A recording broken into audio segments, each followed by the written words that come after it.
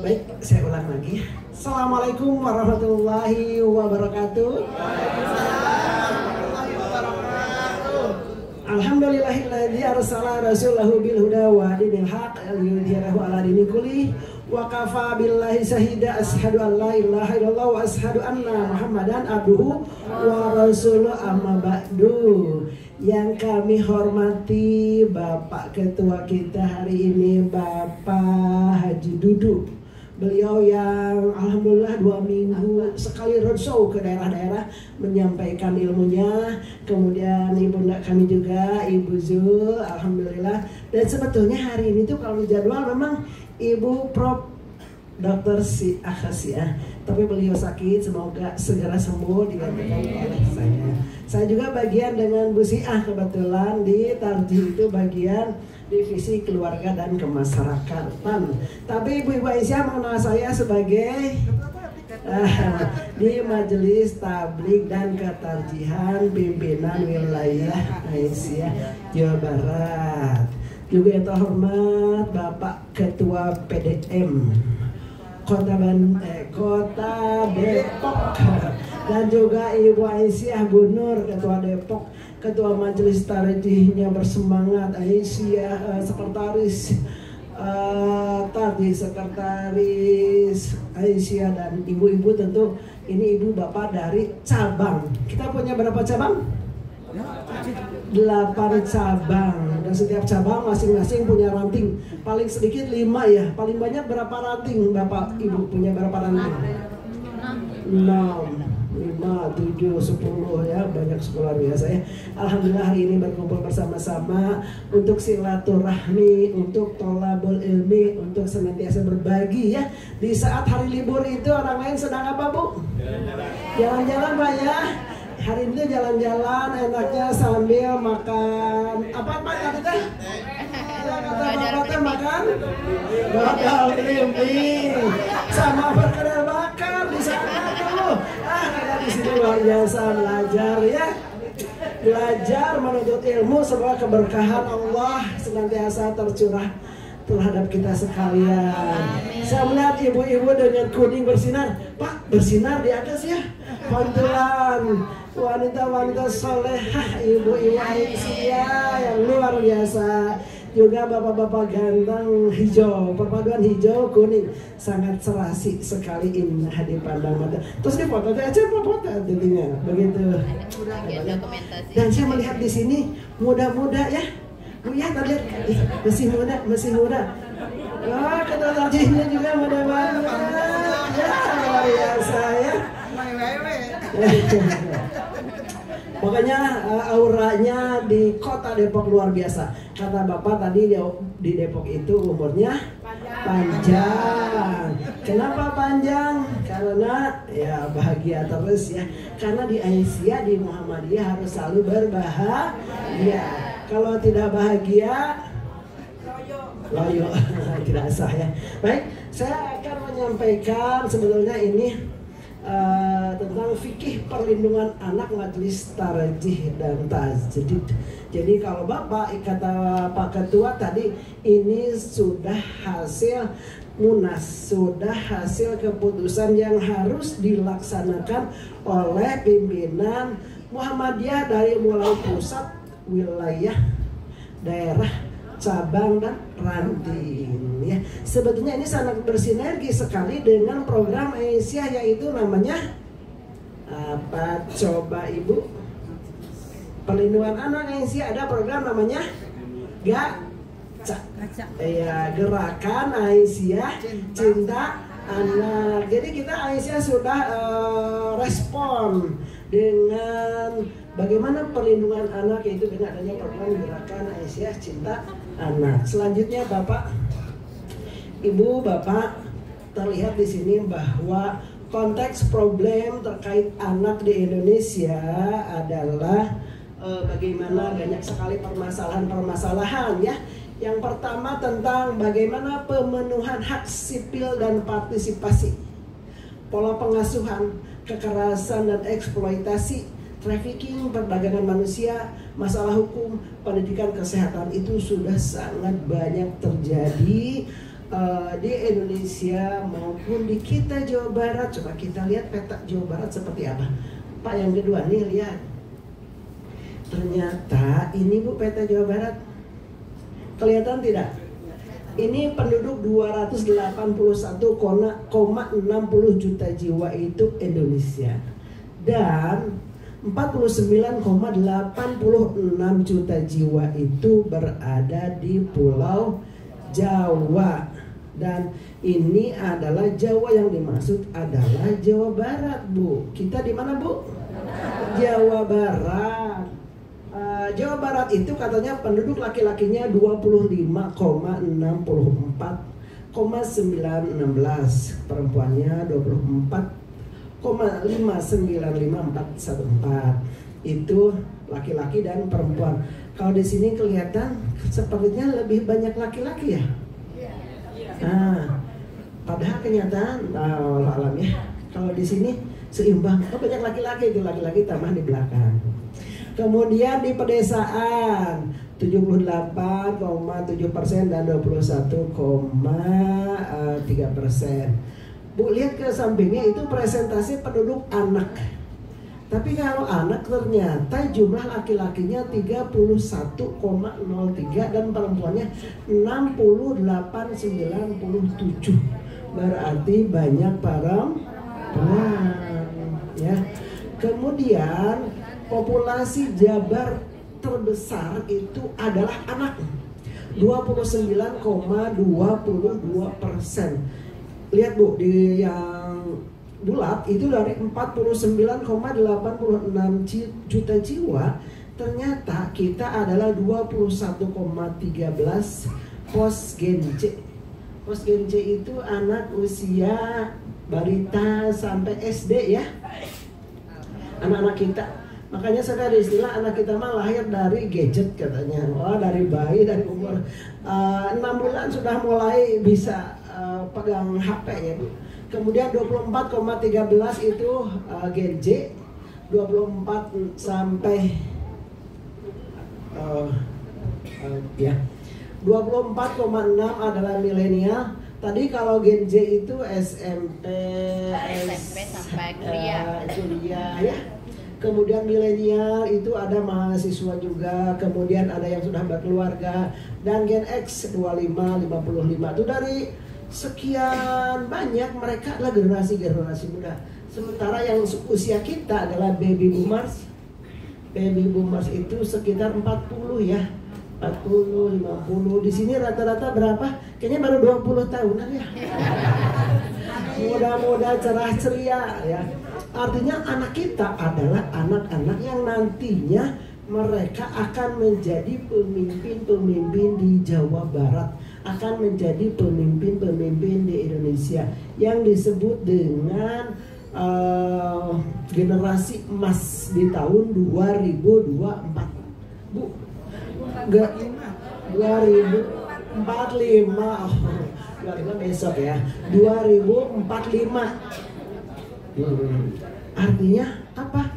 Artinya mereka itu nanti mungkin kita sudah kemana ya? Kita sudah tiada anak-anak kita lah, cucu kita lah, penerus kita. Tapi apakah itu akan menjadi generasi emas atau generasi cemas? Lemas. Oh, katanya lemas, mana kata Bapak? Lemas, cemas atau emas? Artinya Bu, kalau melihat seperti ini, mungkin Ibu memahami melihat kondisi anak kita. Coba Bu, kita lanjut ke bawah Pak. Itu di bawahnya, di bawah ada permasalahan spesifik perempuan dan anak di Jawa Barat. Ibu lihat, ada 5 titik besar ya, yang merupakan kunci atau sumber terjadinya kekerasan, terjadinya permasalahan di masyarakat. Itu dari data DP3AKB Provinsi Jawa Barat tahun 2022 dengan 2023. 1 tahun kemarin ya, belum lama. Terjadinya trafficking 2022 1906.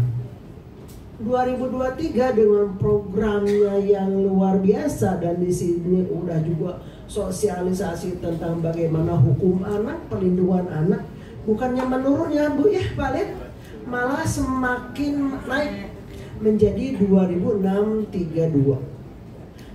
Itu trafficking, penjualan anak, perdagangan dan sebagainya. Ibu kalau nggak tahu, kalau di Depok banyak nggak terjadi ya, kita di Bandung masih ada Bu ya.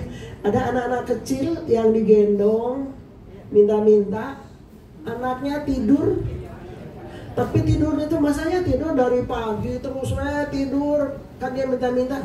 Mungkin ya kita walau dia diberi obat tidur ya, itu bisa jadi bukan anaknya. Masa kalau ke anaknya tega ya, bisa jadi anak orang yang diambil dari mana, anak yang dijual. Nah hal seperti itu ternyata banyak terjadi di Jawa Barat Bu ya kasusnya. Kemudian perceraian, wah Bu, perceraian ini tapi kalau melihat data perceraian itu bukan turun Bu, tapi lihat kan di atas 2022, di bawah 2003, artinya petanya yang dibuat menurun tapi naik. 2022 turun ya Bu. 2022 itu 98, 930. 2023 86, 950. Memang menurun Bu, menurun. Tapi tetap saja posisinya besar. Ketika perceraian yang menjadi korban siapa Bu? Anak. Anak bingung mau kemana. Anak melihat orang tua bertengkar, bagaimana psikologis anak. Anak ketika Bu, upami ibu ngambek ke bapak, pelampiasanna sok kasaha, anaknya kasihan sekolah jadi anak dicetok, kamu teh, waduh, atau hal seperti apalah itu. Perceraian itu rata-rata, perceraian itu hampir rata-rata terjadi percekcokan, persengketaan, bahkan mungkin baku hantam bisa jadi Bu ya, lempar sana lempar dan sebagainya. Anak melihat begitu, bagaimana Bu, kasihan sekali ya. Kemudian stunting 2022 20,2, sementara 2023 21,7 naik. Nah itu kalau ranking bagus ya Bu, ini ranking dalam stunting. Ngeri karena ini stunting itu katanya tidak bisa diobati Bu ya.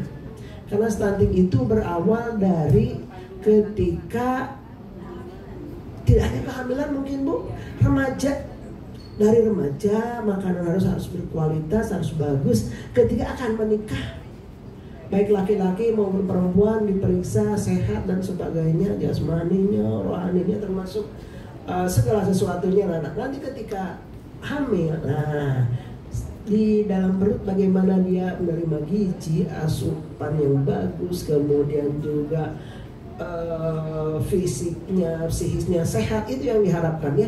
Kemudian nanti ketika lahir, nah ini terus dipantau anak-anak itu bagaimana supaya tidak terjadi stunting. Kemudian perkawinan anak Bu, ini kalau melihat di sini perkawinan anak pun menurun. Tetapi tetap saja walaupun menurun, posisinya kita sangat besar. Nah perkawinan anak ini ternyata banyak terjadi karena biasanya keluarga anak tersebut minta dispensasi nikah. Betul nggak Bu? Ternyata pernikahan anak itu lebih banyak tahun kemarin itu karena dispensasi nikah. Kenapa Pak dispensasi?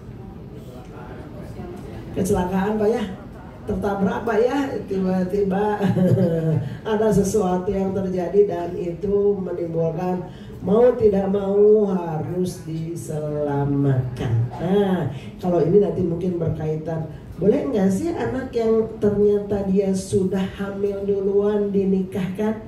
Nanti menjadi perbincangan di sini, boleh atau tidaknya anak ketika hamil dia dinikahkan. Selanjutnya banyak terjadi juga kasus-kasus kekerasan di rumah tangga, itu baik menimpa perempuan maupun anak, dan dari tahun 2022 ke 2023 terus meningkat. Ngeri ya Bu ya, permasalahan di kita di Jawa Barat ini peningkatan tuh ke hal yang kurang bagus. Lihat Bu, kasus kekerasan di Provinsi Jawa Barat dari tahun ke tahun terus meningkat. 2019, 2020, 2021, 2022, dan 2023 terus mencapai puncaknya. Dan sebaran kasus di tiap kabupaten kota, Bu. Lihat kota Depok di mana, Bu? Pak, nomor 2. Masya Allah. Bu, di kota Depok ternyata kasusnya di nomor 2. Kasusnya kasus dari apa?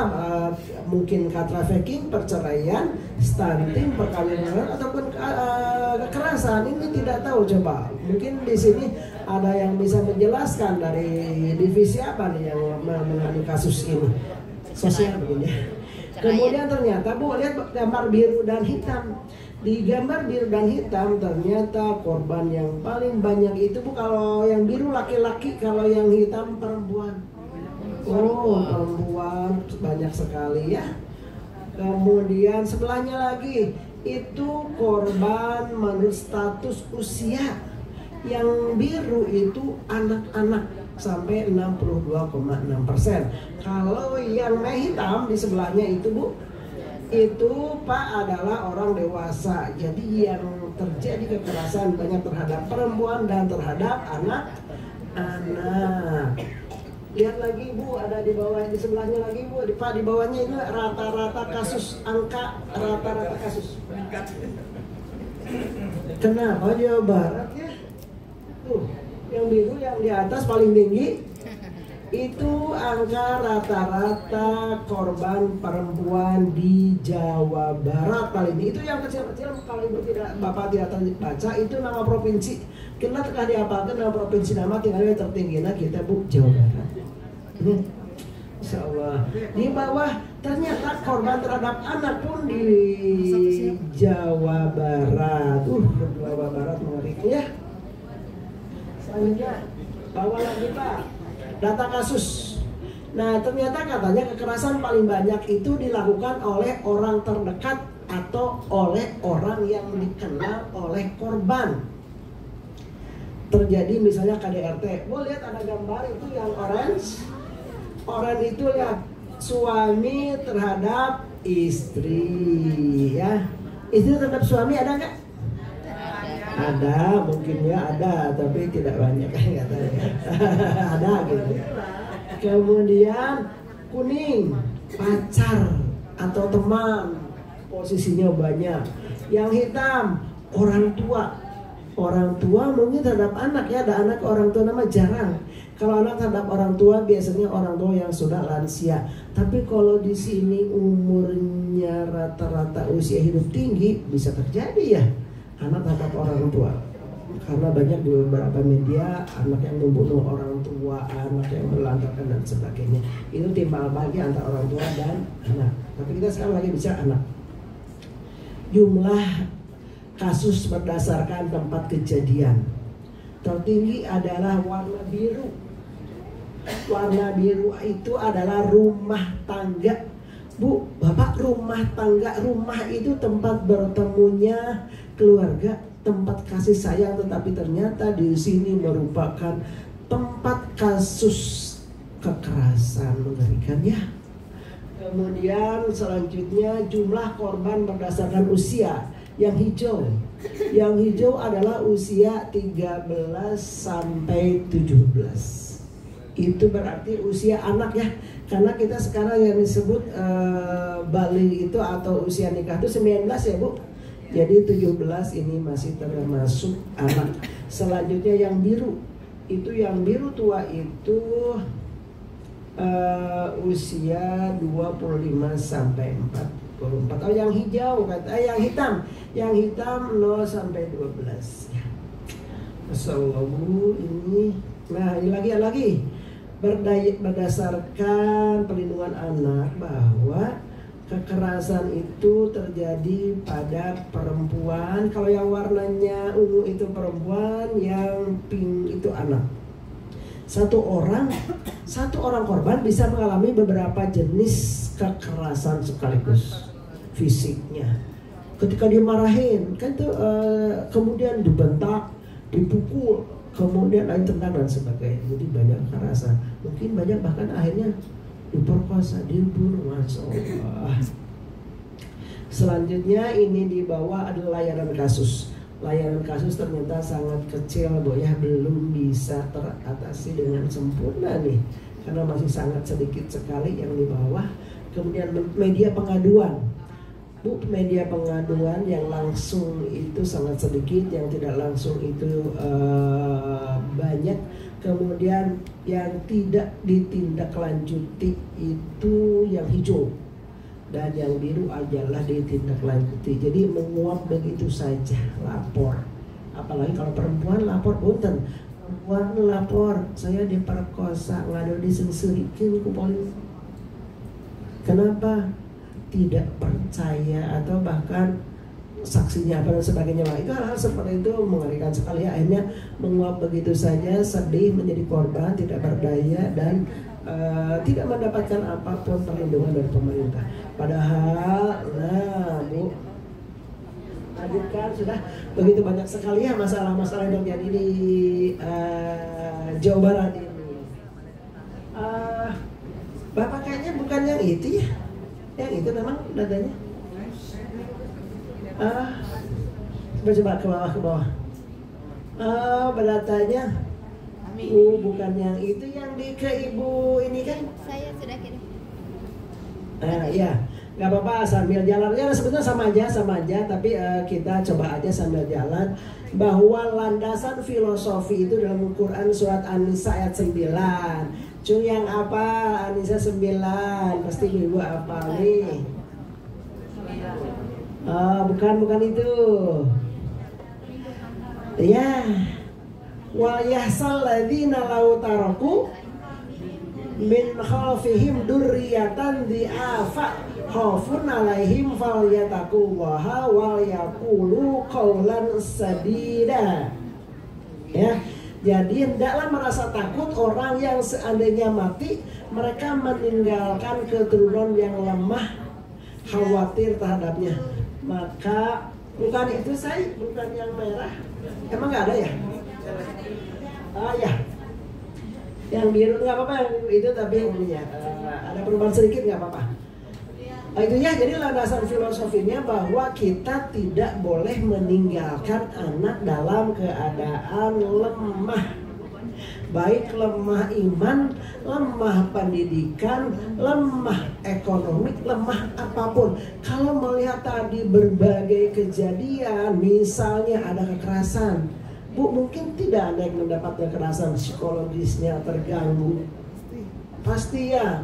Mungkin enggak anak punten yang diperkosa oleh orang lain, dia sehat mentalnya, kedepannya bagus.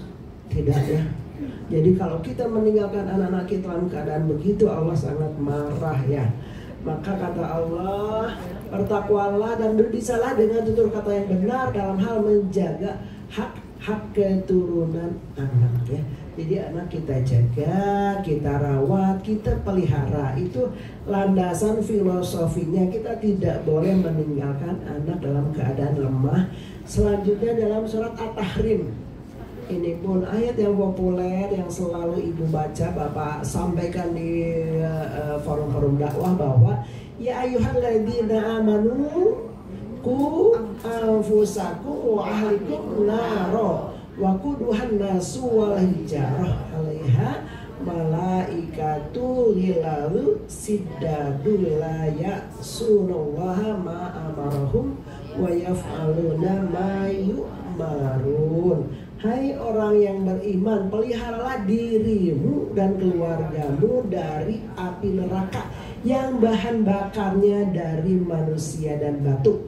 Penjaganya malaikat yang kasar, keras, dan tidak mendurhakai Allah terhadap apa yang diperintahkannya kepada mereka dan selalu mengerjakan apa yang diperintahkan. Bu, kalau tadi ibu melihat, bapak melihat di data bahwa kekerasan, masalah-masalah yang terjadi di keluarga, betul nggak Pak? Terbesar keluarga. Oleh siapa? Ibu ada nggak mendengar ayahnya memperkosa anaknya? Ada Pak? Banyak. Padahal ayah adalah pelindung, ayah penjaga, paman, ada bu, kakek, sepupu. Masya Allah, rumah itu katanya malah kata Allah di sini, hai orang beriman, ya ayyuhalladzina amanu qu anfusakum wa ahlikum nar. Jadikan rumah itu surga. Kalau ini malah menjadikan rumah itu sebagai neraka. Masya Allah. Ya, kita beristighfar. Mudah-mudahan kita tidak ada. Tapi ibu lihat tetangga kita bisik, tetangga sebelah, tetangga belakang, depan. Tugas siapa? Tugas kita mubalik dan mubaligah. Adakah mubalik dan mubaligah Aisyah Muhammadiyah Depok? Saya senang sekali, alhamdulillah ya. Bahkan tadi ada obrolan, Bu, kapan kita ingin segera melaksanakan Qoriyah Thoibah. Qoriyah Thoibah ini cikal bakal bagaimana ibu bapak membentuk suatu masyarakat madani, masyarakat yang dicinta-cintakan, baldatun thoibatun warobun ghafur. Satu ranting saja, tapi di situ di ranting itu terlibat bapak-bapaknya, terlibat ibu-ibunya, kemudian masuk dari pintu mana, bisa dari mana saja. Kalau pengajian sudah jalan, yuk masuk dari dakwah. Kita ajari tidak hanya Aisyah saja, 10 rumah harus semuanya seranting itu. 10 rumah, Bu, ada Kristen, ada yang tidak boleh. Jangan pengajian, berarti kita adakan UMKM. Bagaimana agar ekonomi maju, kesehatan. Jadi Qoriyah Thoibah itu dari semua unsur, ya, dari semua majlis terlibat. Bapak-bapak ortom diajak, pemuda, NA dan semua. Pokoknya di situ insya Allah, yuk kapan kita mulai Qoriyah Thoibah. Kalau teori mungkin sudah sangat banyak ya, bapak juga ibu juga sudah teori. Ayo kita tinggal mewujudkan. Polanya seperti apa, bisa masuk lewat pintu mana saja, bisa kesehatan, bisa pendidikan, bisa ekonomi, bisa tablik, tergantung memang kebutuhan di masyarakat tersebut, ya. Itu jadi kembali ke kita bahwa jaga dirimu dan keluargamu dari api neraka. Artinya keluarga kita harus jadi keluarga yang menjadi contoh, jadi teladan, dan nantinya tentu berkumpul di dunia juga berkumpul di akhirat, ya. Lanjutnya, kalau tadi itu kita bicara landasan filosofi ada. Kita sekarang bicara landasan hukum. Ibu bapak, kalau tadi melihat Al-Quran 2 ayat saja, sebelumnya banyak ayat-ayat yang lain, maka pemerintah kita juga sudah sangat antisipasi. Bahkan di sini pasal 28 ayat 2 Undang-Undang Dasar bahwa 1945 sudah berapa tahun kita bahwa hak hidup dan tumbuh kembang non diskriminasi. Artinya Al-Quran jelas, hukum undang-undangnya ada. Kemudian ini landasan perlindungan anak secara internasional, katanya juga dari tahun 89 sudah, bahkan 1906 negara sudah meratifikasi itu artinya apa ya? Mengesahkan, mengakui, saya akui dan saya sahkan, apa? Mengadopsi, ya. Jadi Indonesia juga dari tahun 1990. Sementara tadi data kita 2023 ya. Padahal undang-undang sudah kita dari 99, 90. Apa poinnya? Bahwa setiap anak memiliki hak yang melekat atas kehidupannya. Ya.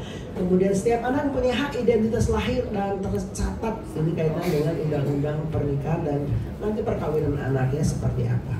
Kemudian anak berhak untuk tidak dipisahkan dengan orang tua atas kemauan anak sendiri. Hak menyampaikan pendapat, hak anak akan kebebasan berpikir, berhati nurani dan beragama, serta hak orang tua untuk mengarahkan. Hak anak dengan kebutuhan khusus untuk mendapatkan kehidupan. Artinya hak-hak ini sudah diundang-undangkan berdasarkan hukum. Artinya kalau tidak mengikuti aturan ini sudah kena pasal, kena hukuman, kena sanksi, ya. Kemudian ini di landasan hukum yang lebih baru lagi di tahun 2002 tentang perlindungan anak diperkuat di Undang-Undang 35 2014 tentang perubahan. Ini saya ingat ketika perubahan Undang-Undang nomor 35 sosialisasinya besar-besaran, karena di sini kalau di 2023 itu bunyinya sebetulnya masih umum, ya. Bentar, saya kayaknya tadi agak sedikit. Apa sih bedanya? Undang-Undang 2023 dengan Undang-Undang 2035. Di Undang-Undang 2023 itu bahwa di 2023 pemerintah wajib menyelenggarakan pemeliharaan dan perawatan anak terlantar. Kata kuncinya menyelenggarakan pemeliharaan dan perawatan anak terlantar baik dalam lembaga maupun luar lembaga. Kemudian menyelenggarakan pemeliharaan sebagaimana dimaksud dapat dilakukan oleh lembaga masyarakat. Itu artinya masih sangat umum dan disebutnya anak terlantar. Tetapi di ayat di Undang-Undang 35 ini diperkuat lagi bahwa negara, pemerintah dan pemerintah daerah. Nah ini pemerintah daerah se-Indonesia mengadakan sosialisasi besar-besaran, memakan dana tentu yang tidak sedikit ya. Saya pernah ikut di hotel apa beberapa kali diundang. Ini tentang Undang-Undang 35. Apa isinya? Negara, pemerintah dan pemerintah daerah menjamin perlindungan, pemeliharaan dan kesejahteraan anak dengan memperhatikan hak dan kewajiban orang tua, wali atau orang lain yang secara hukum bertanggung jawab terhadap anak ya. Jadi undang-undangnya ada, perpunya ada, peraturan daerah sudah sangat lengkap sekali. Boleh sekali-kali kita buka apa sih isinya tentang itu ya. Nah, kita masuk ke dalam fikih. Kita akan mulai masuk. Bagaimana sih Muhammadiyah menyikapi hal tersebut? Bagaimana Aisyah menyikapi berbagai macam kasus permasalahan, karena ini lingkupnya Indonesia ya, nasional. Hanya tadi saya ambil yang Jawa Baratnya saja. Sehingga fikih mengeluarkan, Muhammadiyah mengeluarkan berdasarkan fikih, yaitu produk pemikiran ulama dalam bidang hukum Islam. Kemudian merupakan kreasi yang luar biasa melalui pendekatan intelektual pada waktu dan kondisi sosial tertentu. Seperti tadi yang disampaikan oleh Pak Ustadz Dudu ya, beliau menyatakan bahwa fikih berkembang, fikih sesuai dengan situasi dan kondisi. Zaman Rasul seperti apa mungkinnya dulu ketika sekarang berbeda, itu kalau fikih tidak masalah ya, karena memang berkembang. Kemudian Muhammadiyah juga melalui langkah-langkah metodologi yang dijadikan tolok ukur para ulama. Kalau kita Muhammadiyah ada metodologi apa tadi Bu, ada ingat? Bayani, Burhani dan Irfani, itulah penelusuran penelaahan terhadap fikih. Selanjutnya mulai masuk ke sini Bu, Pak, kerangka pemikiran fikih anak ya. Muhammadiyah, Majelis Tarjih dan Tajrid menelaah, mempelajari, membuat fatwa dan akhirnya membuat keputusan tentang bagaimana kerangka pemikiran fikih. Yang pertama adalah nilai-nilai dasar. Nilai-nilai dasar yaitu pertama tauhid, keadilan dan maslahah. Kemudian prinsip-prinsip umum, ada kemuliaan manusia, hubungan kesetaraan, kasih sayang. Kemudian nanti seperti apa pedoman praktis berbasis hak anak.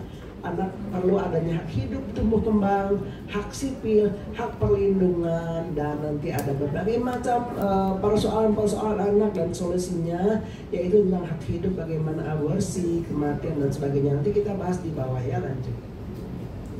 Kita lanjut ke nilai-nilai dasar. Tadi ada berapa Bu nilai dasarnya?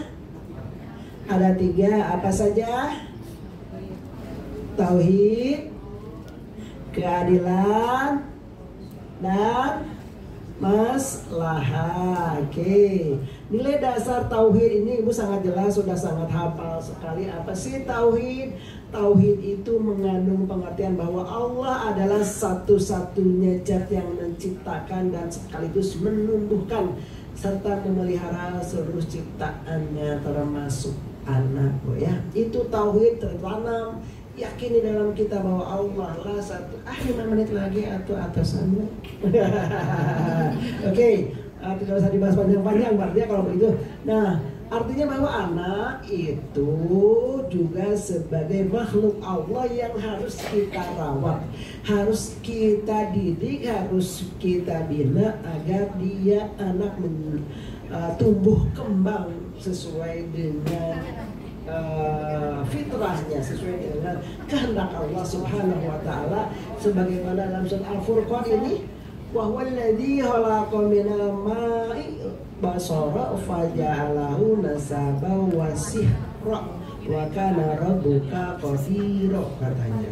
Dialah pula yang menciptakan manusia dari air mani, lalu dia menjadikan manusia mempunyai keturunan musakharah.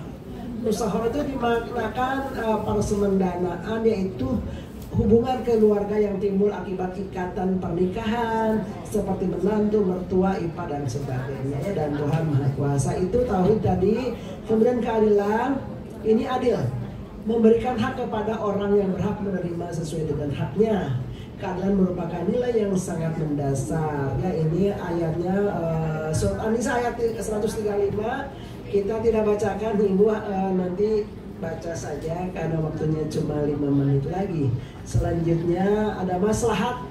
Maslahat ini apa sih?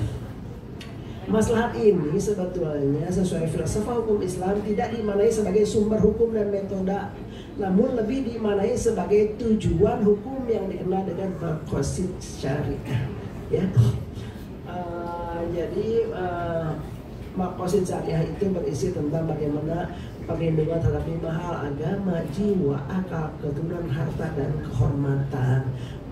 Seperti dalam Al-Anbiya itu dikatakan wa ma arsalnaka illa rahmatan lil alamin, bahwa kami tidak mengutusmu Muhammad melainkan untuk menjadi rahmat bagi alam. Nah, itu 3 hal, ya. Jadi tadi tauhid, yang kedua adalah adil, yang ketiga maslahat. Selanjutnya sekarang prinsip umumnya, lanjut Pak.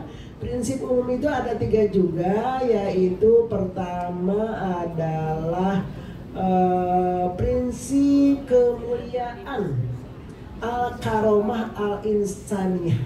Nah, dalam prinsip ini manusia baik dewasa maupun anak-anak adalah makhluk yang memiliki kemuliaan. Seperti tadi Allah menciptakan manusia dalam bentuk yang paling indah dan yang paling mulia, ya Bu. Kita paling mulia sehingga harus memuliakan anak kita. Hak-haknya harus diberikan karena kita orang tua adalah merupakan diberi amanah untuk memuliakan anak sebagai tugasnya. Sebagaimana dalam surat Al-Isra ayat 70, nanti gue baca saja. Selanjutnya di prinsip hubungan kesetaraan musawah, yaitu perlindungan anak didasarkan pada pandangan bahwa semua manusia mempunyai nilai yang sama. Perbedaan dan peran tidak menimbulkan perbedaan nilai kemanusiaan. Nah, dalam hal kesetaraan ini saya malah sering berkata begini, Ibu, Bapak, kita tidak boleh sombong. Kita tidak merasa lebih baik, tidak merasa lebih tinggi derajat, tidak merasa paling pangna, gitu ya. Kita ketika melihat orang lain, orang pintar, luar biasa dia pintar, ya, dengan ilmunya membawa keberkahan, dengan ilmunya bermanfaat menyelamatkan dunia akhirat, dengan ilmunya selalu kagum dengan orang pintar. Kemudian kita terhadap orang yang bodoh, dia belum banyak hisabnya karena dia pengetahuannya terbatas, ya. Kemudian kepada orang kaya, wah, orang kaya uangnya buat infak, uangnya buat sedekah, uangnya bermanfaat menyelamatkan dunia dan akhiratnya. Ke yang miskin, dia tidak punya apa-apa, dia tidak dihisab nanti oleh Allah, tidak banyak dihisab pintunya karena uangnya tidak terlalu banyak. Ke yang tua, orang tua pengalamannya luar biasa, pasti ilmunya, sedekahnya, sholatnya, pasti dia masuk surga. Selalu kita husnudzon kepada siapapun. Ke yang anak kecil, masih kecil belum banyak dosa, ya, saya melakukan dosa. Artinya ke siapapun kita melihat, ke siapapun kita memandang, selalu husnudzon bahwa dia lebih baik, dia hebat, dia luar biasa, dia wah, saya apa sih? Nah, itu menimbulkan kita selalu ingin lebih baik dan lebih baik juga dari hari ke harinya. Sehingga kita merasa setara saja kita dengan siapapun, sama saja, bahkan mereka lebih di atas kita, dia siapapun berkuasa, gitu ya. Itu musawah. Selanjutnya ini Al-Hujurat ayat 13, ya ayyuhan nasu inna khalaqnakum min dzakarin wa unsa wa ja'alnakum syu'uban wa qabaila lita'arafu inna akramakum indallahi atqakum. Jadi semua berkenalan, semua saling kenal mengenal, karena semua adalah mulia di sisi Allah. Dan yang paling mulia adalah yang paling takwa. Ya. Nih selanjutnya adalah prinsip mawaddah, kasih sayang. Ini sudah banyak disampaikan oleh ibu bapak pasti dalam berbagai ceramah, dialog, bahkan ketika ibu bapak menikahkan atau ibu nikah dan sebagainya. Ini bagaimana mawaddah, rasa cinta, rasa kasih, rasa sayang kita ciptakan di keluarga, kepada istri, kepada suami, kepada anak, kepada sahabat, kepada siapapun. Rasa kasih sayang itu ibu bapak terapkan dalam keseharian, sebagaimana ini dalam surat Ar-Rum yang biasa ibu bapak baca. Min ayati an khalaqalakum min anfusikum azwajan litaskunu ilaiha wa ja'ala bainakum mawaddatan wa rahmah inna fi dzalika laayatin liqaumin yatafakkarun. Dipupuk terus. Jangan ketika pacaran di sore datang, aduh neng, kunaon diusapan sampai anak, ya, dilus-lus, itu nikah mah, dulu, Masya Allah ya, itu kadang bahasa-bahasa teh aneh jadi bisa berubah. Kalau kita senantiasa menciptakan mawaddah warahmah itu tidak akan terjadi ya, antara suami istri, antara anak dan sebagainya. Selanjutnya hak anak, nah ini terakhir, udah habis, sedikit lagi. Hak anak, Pak, dilihat di bawah. Hak anak ada hak hidup dan tumbuh kembang. Bagaimana anak ketika dia lahir butuh vaksin, kemudian ketika lahir dia diberikan haknya untuk akikah, kemudian anak bagaimana supaya tidak stunting gizinya. Nah, tadi diawali dari ketika remaja, ketika hamil sampai melahirkan, kemudian tidak boleh terjadinya aborsi, yaitu itu hak anak. Kemudian hak sipil, identitas anak. Bu, Bapak, identitas anak ini berkaitan, tadi mungkin saya akan menyampaikan kalau nikah dini, boleh nggak sih anak yang hamil nikah? Kalau anak itu nikah, yang hamil ya maksudnya anak nanti, dia kan punya anak.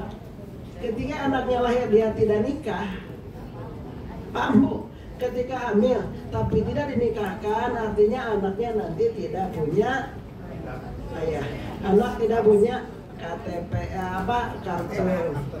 kartu, anak tidak bisa buat masuk sekolah seperti itu agak banyak terabaikan. Kemudian pengasuhan, posisi dan perlindungan dalam hukum itu anak harus dijaga ya.